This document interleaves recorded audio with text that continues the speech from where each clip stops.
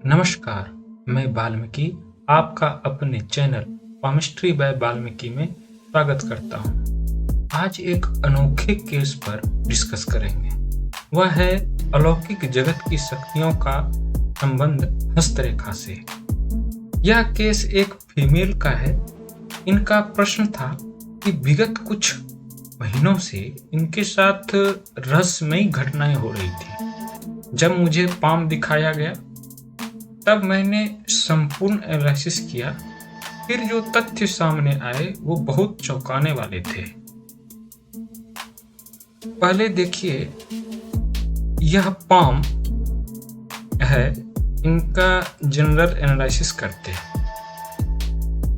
Video में आगे बढ़ने से पहले मेरी एक विनती है, वीडियो को लाइक करें, चैनल को सब्सक्राइब करें, बेल आइकन को जरूर प्रेस करें। इससे मेरा मनोबल ऊंचा होता है। कॉन्टैक्ट नंबर मैं डिस्क्रिप्शन बॉक्स में डाल दूंगा। तो सबसे पहले एक जो एनालिसिस है, एक जनरल एनालिसिस है, ये इनके पाम का करते हैं।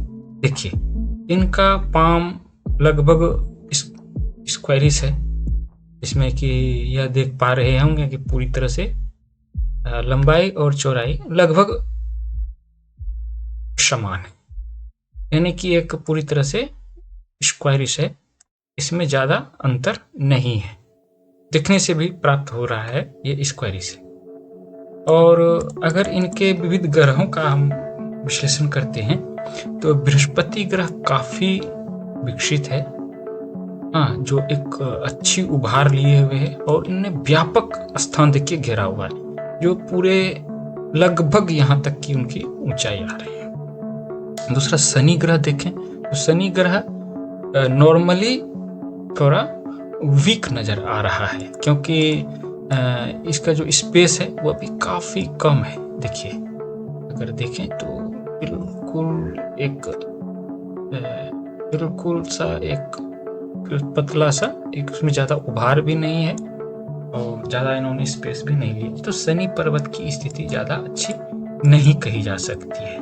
इसके बनिस्पत अगर सन लाइन पर देखें तो सन माउंट एक अच्छा खासा स्पेस लिए हुए है। देखिए कितना विस्तृत स्पेस है और इसकी उभार जनरली मतलब सामान्यतः ये अच्छी मानी जाती है, ना ज्यादा उठा हुआ है ना ज्यादा दबा हुआ है। तो कई व्यूअर्स ऐसा भी कहते हैं कि आप चूंकि शनि और सन दोनों भी बराबर ही नजर आ रहे हैं, तो आपने शनि को बताया कि वह कमजोर पर्वत है, बल्कि सन को बताया कि वह उठा हुआ है। तो देखिए, हर टेक्सचर यानी कि बृहस्पति पर्वत अमूमन वो ऊंचा ही रहता है और शनि पर्वत की जो नॉर्मल जो ऊंचाई होती है पर्वतों की, वह लगभग कम ही होती है, जो दिखने में आपको हमेशा कम ही नजर आएंगी और उसमें तलाश करनी होती है कि वो कितना कम है। और मैं इस पर एक विस्तृत वीडियो बनाऊंगा जिसमें कि हम लोग पर्वतों के आकार को कैसे पहचाने, इस पर हम विस्तार से चर्चा करेंगे। फिलहाल देखते हैं, देखिए बुध पर्वत कितना उठा हुआ है, आपको सब स्पष्ट दिख रहा होगा, कितना उभरा हुआ है और विस्तृत आकार लिए हुए है। तो ऐसी स्थिति में बुध पर्वत सही है, शनि पर्वत सही है, गुरु पर्वत सही है। थोड़ा शनि पर्वत का माउंट है वो थोड़ा कम है, सामान्य से थोड़ा कम है। अगर अन्य पर्वतों पर चलें तो मंगल पर्वत जो शारीरिक मंगल है वह भी अच्छा स्पेसियस है। और सबसे अच्छा देखिए तो यहाँ जो इनका मानसिक मंगल है, देखिए कितना विस्तृत है, एकदम बहुत विस्तृत है। तो मंगल पर्वत जिनका इतना अधिक स्पेसियस हो, इतना अधिक उठाव लिए हुए हो, खास करके किसी लेडीज पाम में, तो वह अच्छी बात नहीं कही जाती है और इनका जीवन पे और भी इफेक्ट पड़ते हैं, जैसे कि दाम्पत्य जीवन में है ना, जैसे मांगलिक दोष सामान्यतः इस पर कहा जाता है।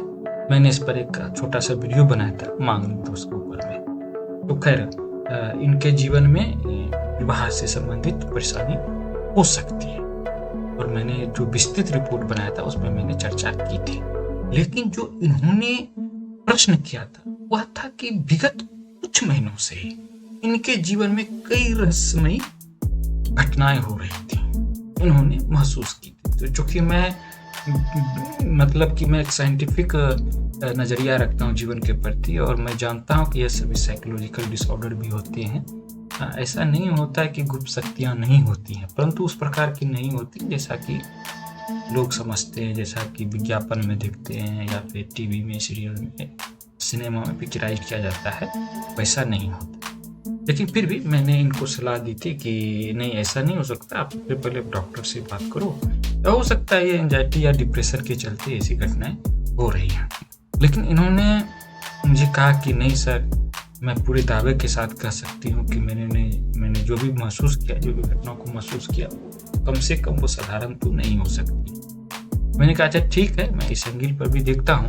जैसा कि हम और आप जानते हैं कि पारलौकिक जगत से अगर हस्तरेखा पर संबंध देखा जाए, शनि, राहु और केतु, ये 3 पर्वत प्रमुख रूप से इसके लिए उत्तरदायी होते हैं। और बृहस्पति चूंकि आध्यात्मिक उन्नति के लिए आवश्यक माना जाता है, तो अगर अध्यात्म का मतलब ही होता है, अगर उसके दूसरे अर्थों में समझा जाए, तो ये होलिसिटी के बारे में बात करती है, इसमें हम आत्मा, परमात्मा की बात पर जाते हैं। तो जैसे ही हम आत्मा की बात करते हैं, परमात्मा की बात करते हैं, तो इसका इंडिकेशन है कि यह अलौकिक जगत की सत्ता की बात के संदर्भ में बात कही जा रही है। तो बृहस्पति पर्वत कहीं ना कहीं अलौकिक जो जगत है ते समर्थित करता है।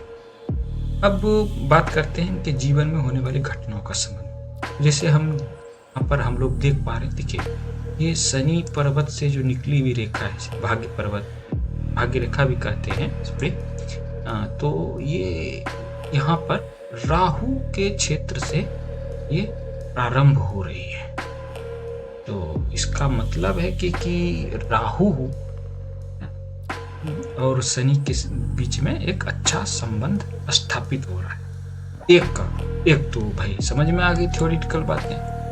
अब मैंने जब ध्यान से देखा, जैसे आप इस पर ध्यान देना, यहाँ पे देखो, ध्यान से देखना, यहाँ पर देखो, राहु पर्वत पर स्पष्ट रूप से एक नक्षत्र का निर्माण हो रहा है।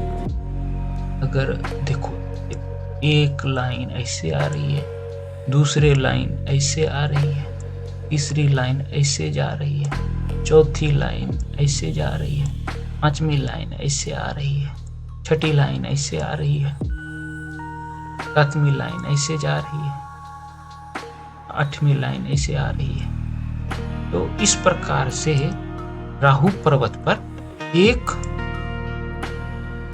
नक्षत्र का निर्माण हो रहा है। और जो समुद्रिक शास्त्र, मतलब कि हस्तरेखा को मुख्य रूप से समुद्र शास्त्र कहा गया है प्राच्य विद्या में। प्राच्य विद्या में अगर राहु पर्वत पर नक्षत्र का निर्माण हो, यह तो एक जनरली होता नहीं है, ये लगभग हजारों लोगों में से कहीं एक पर ही ऐसे रेखाएं प्राप्त होती हैं, ऐसे चिन्ह प्राप्त होते हैं। उनको कहा जाता है कि इनका संबंध अलौकिक जगत से अवश्य होता है। वो निगेटिव शक्ति भी हो सकती है, पॉजिटिव शक्ति होती है। अध्यात्म में कई लोग इनको त्रिनेत्र या फिर जो आज्ञा चक्र है, इससे भी खुलना जुड़ना से लोग मतलब जोड़ते हैं कि इन्हें वो आभास होता है, इन्हें वो आवाज़ सुनाई पड़ती है, या उन्हें वो चीज़ें दिखाई देती हैं, या इनका संपर्क अलौकिक जगत के शक्तियों से हो सकता है। और अगर रेखा अगर देखी जाए तो यहाँ देखिए, जिस प्रकार से एक डमरू स्पष्ट एक चिन्ह, देखो डमरू का चिन्ह स्पष्ट रूप से राहु पर्वत पर ही बन रहे हैं। और अगर राहु पर्वत पर डमरू के चिन्ह प्राप्त होते हैं, यह इसके रहस्यात्मकता को और अधिक बढ़ा देते हैं, ठीक है, जिसको मिस्टीरियसनेस कहते हैं। और साथ ही देखें अगर, तो यहाँ पर भी उससे भी कहीं स्पष्ट रेखाएं बन रही है, चिन्ह बन रहे हैं। यहाँ पर आप ध्यान से देखिए, देखिए ये इतनी स्पष्ट रूप से यहाँ पर नक्षत्र का निर्माण हो गया। और अगर मैं दूसरे कलर से कहूँ तो यहाँ पर जो मैंने हम पहला ड्रॉ किया था नक्षत्र की रेखा है, नक्षत्र चिन्ह का मैंने ड्रॉ किया था, सॉरी जो वो देखो यहाँ पर क्या था, 1 2 3 यहाँ पर क्या था। तो इस प्रकार से देखो दो नक्षत्र, एक नक्षत्र यहाँ और दूसरा नक्षत्र यहाँ, और देखा जाए तो यह एक डमरू का चिन्ह राहु पर्वत पर प्राप्त हो रहा है। इस तीनों चिन्हों से जब इस पर व्यापक अध्ययन किया, मैंने और भी ग्रंथों का सहारा लिया, तो उसमें मैंने देखा उसमें कई जगह इस चीज का वर्णन था कि राहु पर्वत अभी के समय में जितना ही उसे गलत कहा जाए, लेकिन नवग्रह की एक अपनी महत्ता होती है। और कलयुग में कहा जाता है कि राहु जो है वो आपको धन प्रदान करते हैं। राहु एक मतलब जैसा कि हम लोगों ने कहानियां सुन रखी हैं, जो हमारी मिथोलॉजी है उसमें कहा गया है कि राहु अमर है, और सबों ने जाना है कि अमृत पान के दौरान ही राहु सर है और केतु धड़। तो राहु कहीं ना कहीं आपको पितृदोष से, पुनर्जन्म से और अलौकिक दुनिया से आपको स्पष्ट रूप से जोड़ती हैं। अगर इस प्रकार के नक्षत्र हों, इस प्रकार के डमरू हों, ठीक है, तब ये आध्यात्मिक चेतना में जरूर आपको बूस्टअप करते हैं। तो यही कारण है कि इन महिला ने अपने जीवन में अलौकिक जो शक्तियां हैं, पारलौकिक शक्तियां हैं, उनको इन्होंने अनुभव किया। और मैंने इनका संपूर्ण रिपोर्ट इनको मैंने लिख करके दिया, और यह उस संबंधित जो भी उपाय थे, जो भी प्राचीन ग्रंथों में जो उपाय बताए गए थे, मैंने उन्हें बताए हैं, और उन्होंने उस पर अपना काम करना शुरू किया है। तो कुछ दिनों के बाद उन्होंने मैसेज किया कि आपने जो भी मुझे बताया था, जो भी सजेस्ट किया था, मुझे बहुत लाभ प्रदान कर रहा है, इसके लिए आपको धन्यवाद। अच्छा, मैं एक और सूचना आप लोगों से शेयर करना चाह रहा हूँ। हस्तरेखा के आधार पर किसी भी व्यक्ति के जीवन का संपूर्ण फल विवरण संस्थान के द्वारा प्रदान किया जाता है, जिसमें व्यक्तित्व, ग्रह विचार, विवाह, वर्ष के अनुसार घटनाओं का वर्णन, सावधानी एवं ज्योतिषीय उपाय शामिल होते हैं। यह हैंड रिटन होता है, जैसा आप स्क्रीन पर देख पा रहे होंगे। ऐसे रिपोर्ट प्राप्त करने के लिए स्क्रीन पर दिए गए नंबर पर कॉन्टेक्ट करें।